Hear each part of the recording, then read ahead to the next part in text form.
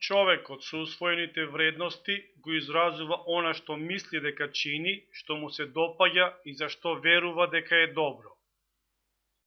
Неговите усвоени вредности произлегуваат од неговите интереси, желби, стремежи. Прочуената изјава на Луј 15 по префрлањето дека многу троши и не води грижа за обичните луѓе била по мене потоп. По 20 години монархијата Франција пропаднала, а на неговиот внук Луј 16 му била отсечена главата. Хунскиот водач Атила бил познат по суровоста, немал милост, сите луѓе ги сметал за непријатели.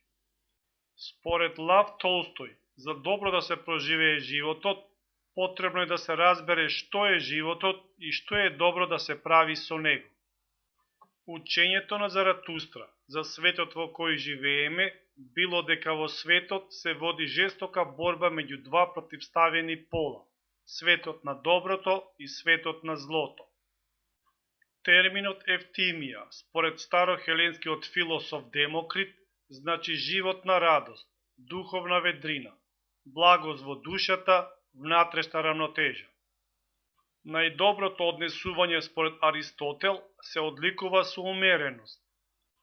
Рене Декарт во однос на страстите посочува да ги намалиме неволите кои потекнуваат од страстите и да научиме да излекуваме радост од емоциите.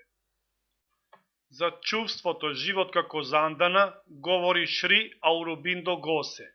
И за да се излезе од таа зандана, потребна е духовна преобразба, да го сакаме животот, да постапуваме со љубов и толеранција.